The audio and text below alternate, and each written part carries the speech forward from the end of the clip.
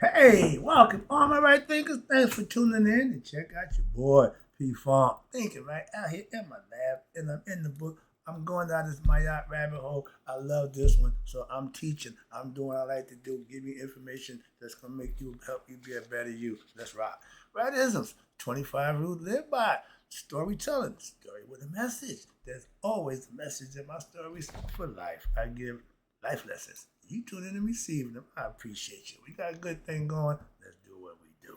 Right thinking mission, and I'm on it, is to enlighten, inspire, educate, and motivate you, the individual, to a higher spiritual level of enlightenment.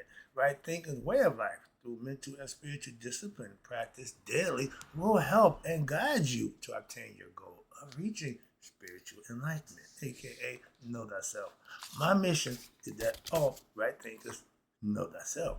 If you are a right thinker, your goal is to know thyself. You see where we're going with this? So when we get there together, I ask the question, do you know you? You will when I'm through. That's what I do for you. It's rhetorical, but if you don't have an answer for yourself, tune in. I got you. A person who knows not and knows not that they know not is foolish. Disregard them. Don't be them. A person who knows not and knows that they know not is spiritual. Those who know not, a person who knows not and knows that they know not is simple, but you can teach them. That's why I do what I do for you. I appreciate you too. Stay tuned. I got more for you.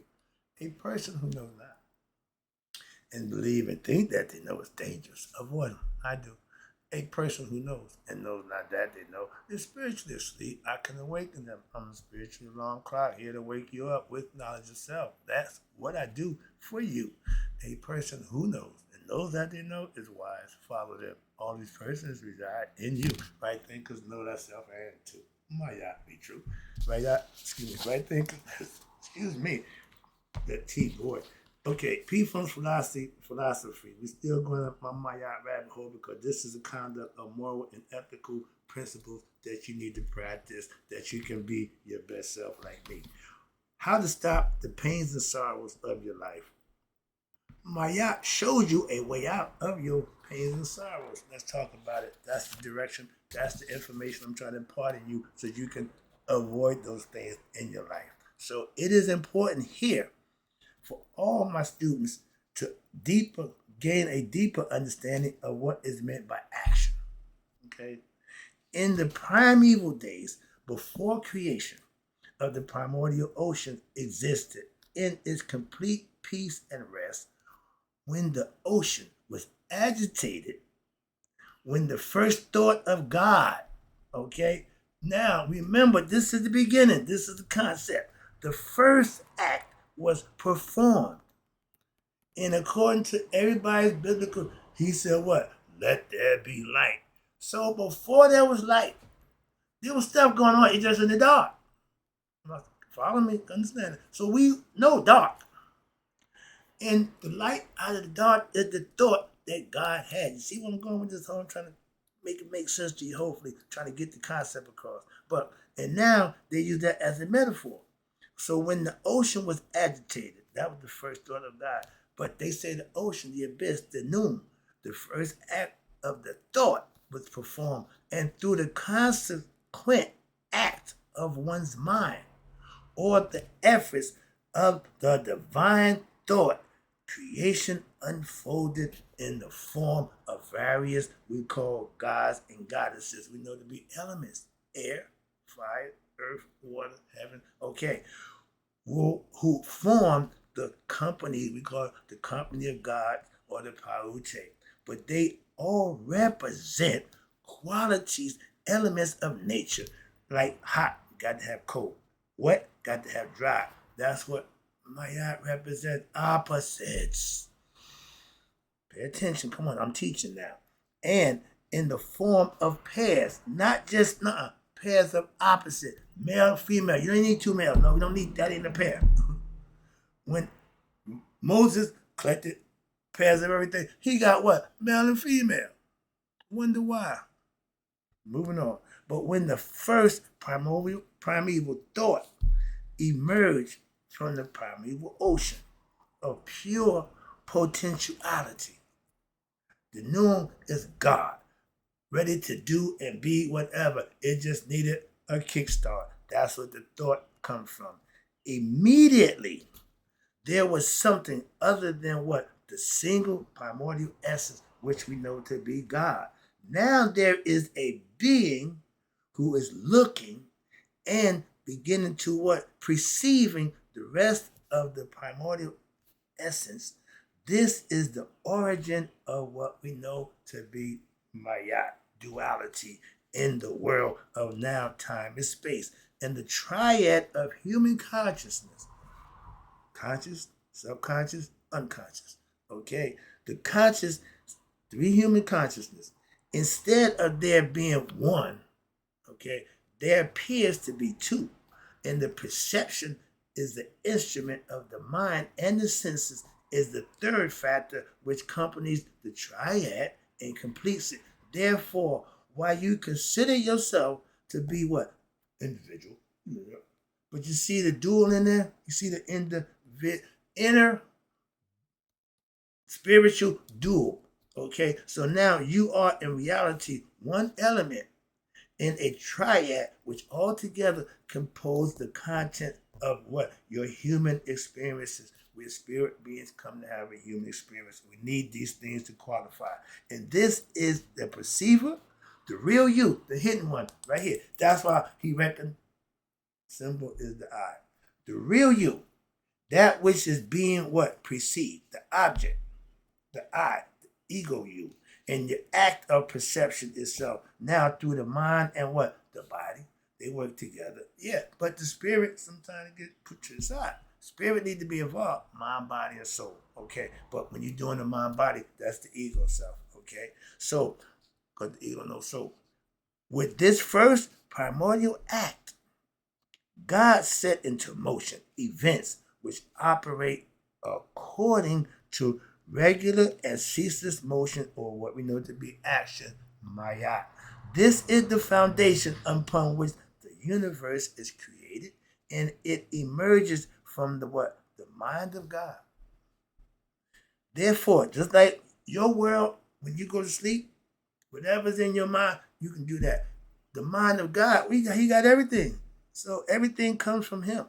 Therefore, if one is able to think right and act right, that means according to the way in which God wants you to think right and act, then there will be what? Oneness with God. They didn't say acting on your own. They didn't say acting wrong. No, they said acting right according to God. And you become one with God. That's the whole purpose of meditating, to knowing thyself. You should practice to get to know yourself. And all human beings are like sparks of divine consciousness. He gave us this. This is the spark. Everyone got one. When you see the Megatron, the Transformers, the good guys, the bad guys, everybody looking for the spark of life. Everybody wants the essence.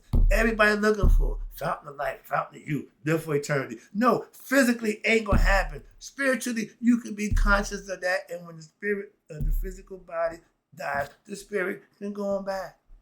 That's the concept. And as such, we are all endowed with what we know to be what? Free will.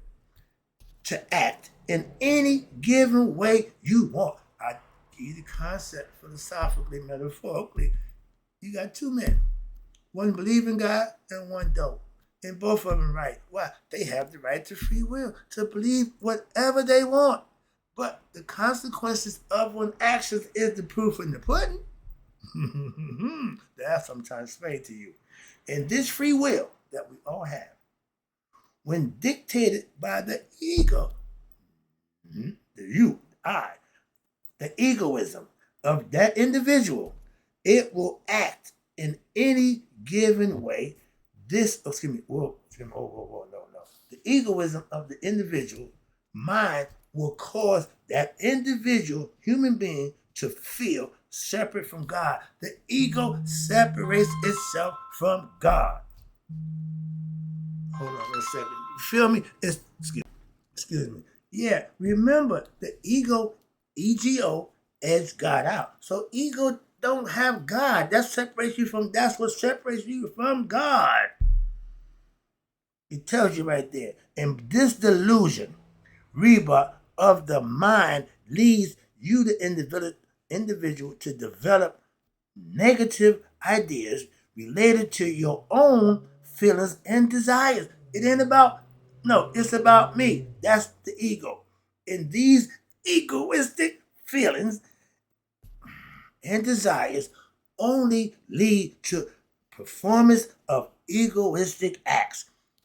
Damn if it's right or wrong.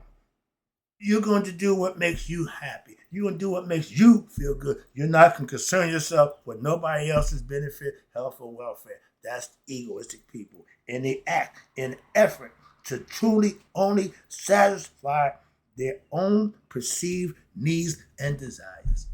You know people like that? Uh-oh. Check the mirror. I'll be here. That's what you need to be doing. Why? Because that's who you are.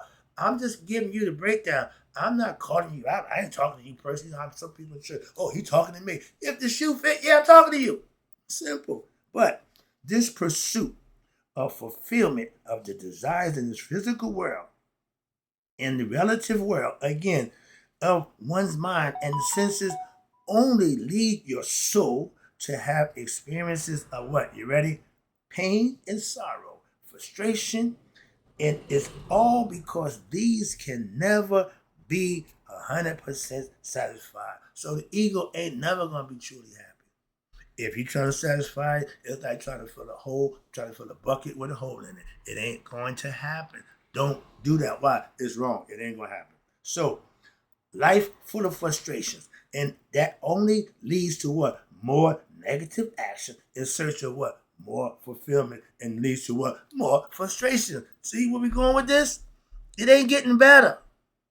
So if you keep going the wrong way and you don't see, why keep going that way?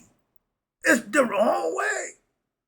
So part of the self-mastery is you realizing for yourself what's good for you and what's not. That's your discernment. That's Anubis. Again, every god and goddess in Egypt is the purpose and the state of mind that you can practice the aspect of it. That's what they teach you for. Not, oh, Anubis, he walked by the dead. All that nonsense. Excuse me. But physical world, the fleeting ego feelings, which most people, the masses, have associated with what? Happiness. Why? Because when they get the little thing that they want, they get how they want it, they're happy. Yeah, they're happy for the moment. And their passions are only ephemeral glimpses of what the true happiness, that inner peace brings you, not materialistic things, and peace which can only be experienced if the source of true fulfillment within you was to be discovered. That's conquering one ego and becoming spiritually enlightened. Why? Now, Maya. This is what Maya does. She shows you the way out of your pain and sorrows of human existence, and she leads you to discover a Asar within you. Haru is what? The son of Asar. She's doing her job to get you to your father. That's what I'm trying to explain to you. That's what it did for me. Change that guy into this guy. And I ain't saying I'm still living like anybody else, but I'm avoiding a whole lot of feathers that I used to bring on myself. So you, the source, knowing the source of eternal bliss, that means internal happiness. They can't take that away. Once you reach that, you can't be touched. Hammer time, can't touch this.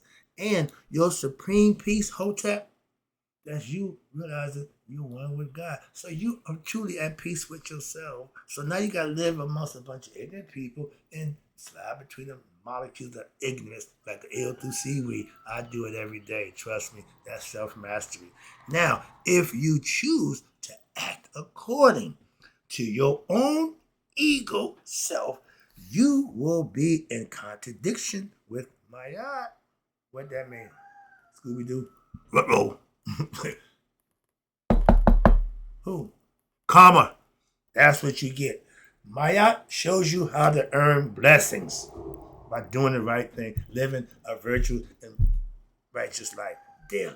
That's how you earn God's favor and blessings. When you do you might be satisfied monetarily, physically, but you ain't getting nothing on the backside. Why? You serving you. Whatever you get is what you're going to get. But there's consequences that come with that. This means that you are contradicting your own conscience. That is true.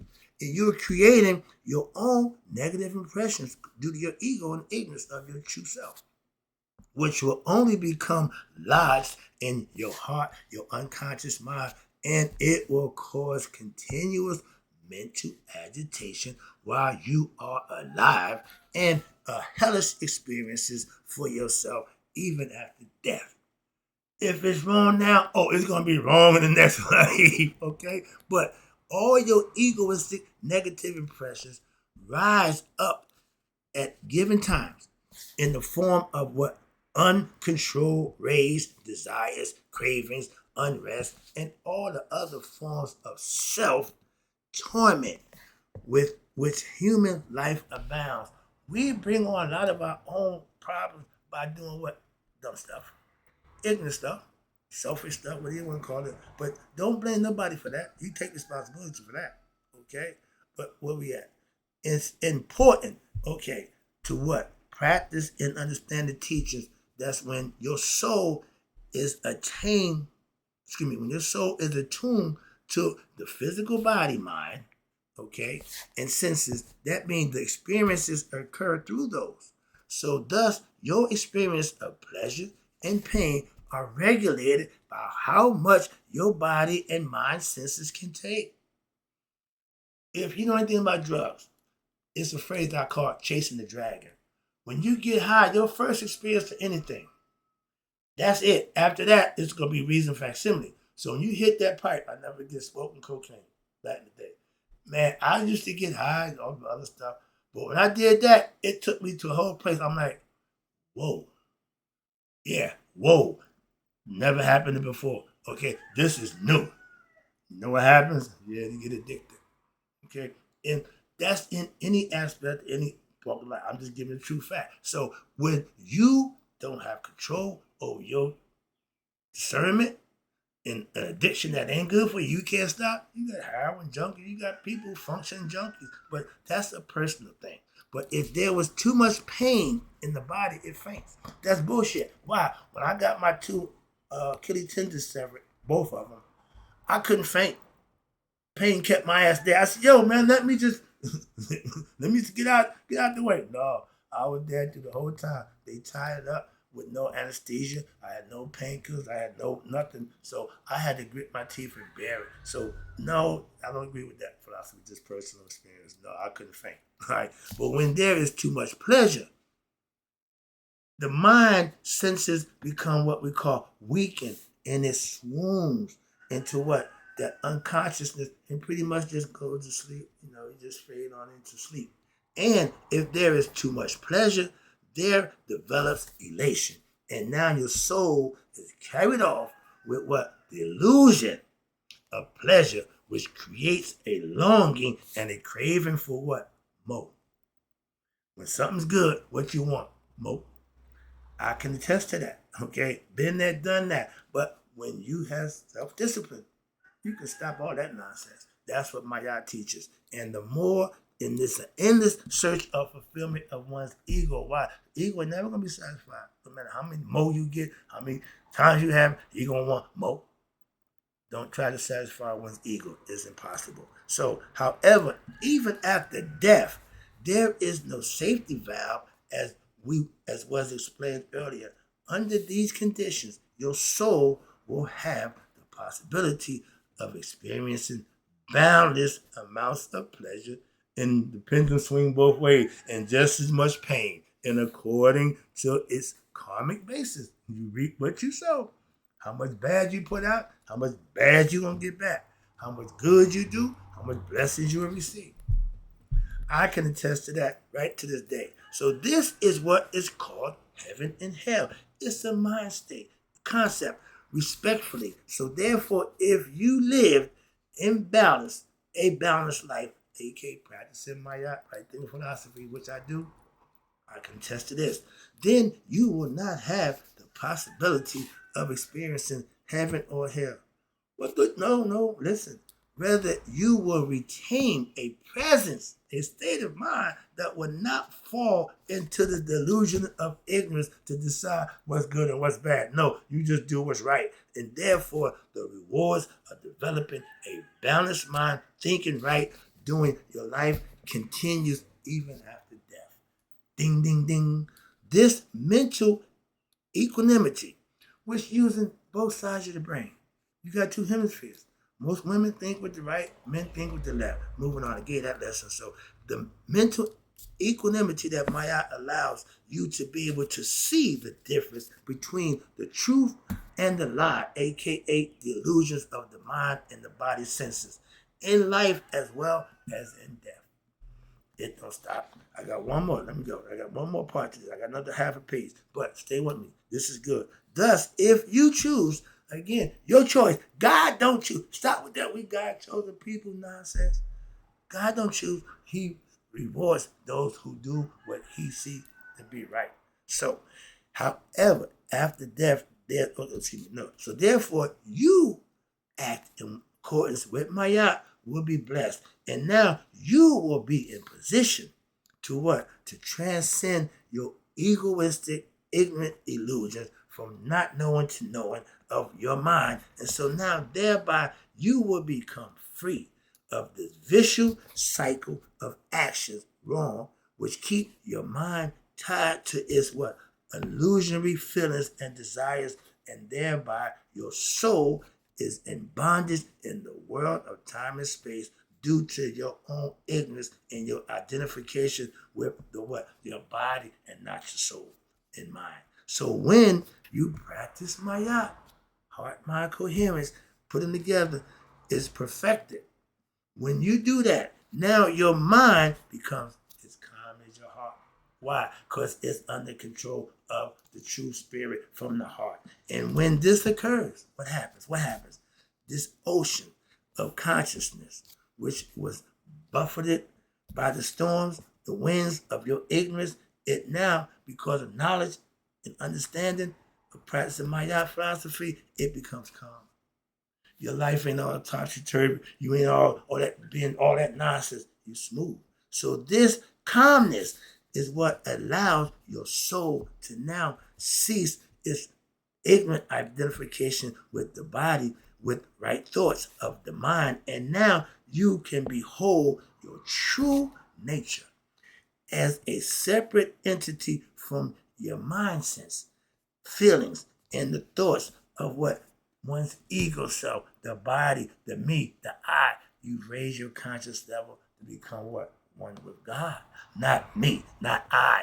The I am, the great I am. And actions that you perform, they all based upon which this cosmic plan of creation as it unfolds, we call life, human experience. In human life, it is present action which leads to the results, cause and effect, that will follow at some point in time in the future, okay? In this life or even in the afterlife. So you can't get around it. So therefore, if you are in a prosperous situation today, things are going good, yeah, everybody likes that. Or even if you're in an adverse one, things not going too well right now, you trying to get through it and work your way through it. It is all the actions that you perform in your past which have led you to your current situation in life. You can think and believe what you want, but they're telling you this is how it is. And thus, your situations, be they good or bad, should be endured with the sense of what? Personal responsibility and equanimity of one's mind, aka Maya, with balance and understanding. Take the bad with the good. I'm in church, my man sister said, I'm rocking with the Lord even in bad and hard times. That's if you with him, stay with him. Why? He's gonna be with you in your hard times. He ain't saying you ain't gonna have none, but you rather have him with you when you do. That's all, and I understand that concept. So again, from the transcendental point of view, your soul looks at all situations equally. It don't get involved, good or bad. That's the ego. That's what the ego does. A sage gets past that. And this is because your soul knows itself to be what? Immortal, eternal, and untouchable by your own life's experiences and events of your human existence. It knows that, which it has what? Witnessed for what? You ready? Countless lifetimes. The soul been around, see? But it is one's ego, which is transient. Okay? Yeah. Every individual who don't get enlightened will die.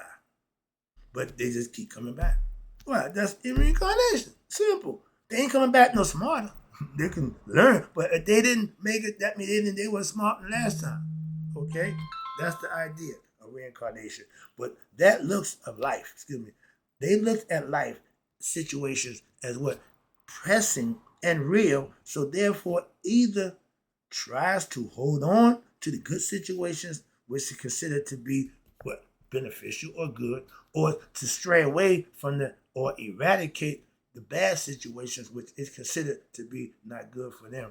But all situations, again, whether they are considered, only the ego does that, the judgment of things, to be good or bad by your ego.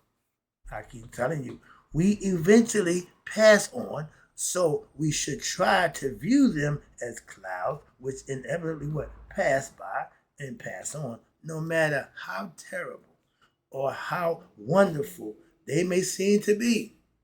The words of my mom, this too soon shall pass. So when life is lived in this manner, now your mind develops a stream of what? Peace, which rises above elation or depression. That's the ego. You rising above it. Prosperity and adversity. You don't give a damn about one way or another. By looking at all your life situations with equal vision and doing your best regardless of the circumstance of the situation, you just maintain you. You don't control the situation that you're in, but you control you when you're in any situation. That's acquiescence and that's self-mastery. Now you are able to even discover an intolerable balance within yourself. You can't be shaken. You grounded and you steadfast. This is Maat, the underlying order of truth which lies behind the apparent chaos and disorder in the phenomenal world. Finding what? Calm in chaos, peace in chaos, order out of chaos. 33rd degree Masons. In doing this, now what? You are able to attune your mind to the cosmic mind of your innermost self, which exists at the transcendental level of what we know supreme peace. And you have that at all times when you become a sage, a saint, a guru, or a mystic. You rise above the common thought process, all emotional nonsense, and you become a different person. And this means that you are deep down indeed your universal self. You have found God within yourself. You become one with God. I'm about to take it home. I'm taking it home right here. It can't get no better than this for me. You have become one with your current situation in life of what? Bondage to the world of time and space due to your own ignorant state of mental bondage. Ignorance, ego. Then it follows that if you undertake the daily practice of certain spiritual disciplines to obtain knowledge, Maat, in studying these teachings in what? Your daily practice, and you following the teachings of what? Meditation, selfless service, this is right thing in philosophy, heart and soul, those same actions will lead you to liberation from what? The state of bondage, aka ignorance of your true self, is the root cause of your bondage into your karmic cycle of what? Life, death, aka reincarnation, life, death, etc. Know thyself, stop the cycle. That's my lesson. Hope you enjoyed it. I got more, but I'll make that for another lesson. But man, I enjoyed this one. This is good stuff. Hope you learn it. I live it. You can practice it too. And it do the same for me as it do. It'll do the same for you as it do for me. Hope you enjoyed it. And in closing, right thinkers, may you all live to be 100. Me, 100 miles a day. So I never know my right thinkers who now understand how Maat shows you the way out of your sorrow, your pain and sorrows that passed away. When you got Maat, you go into the afterlife. You don't die.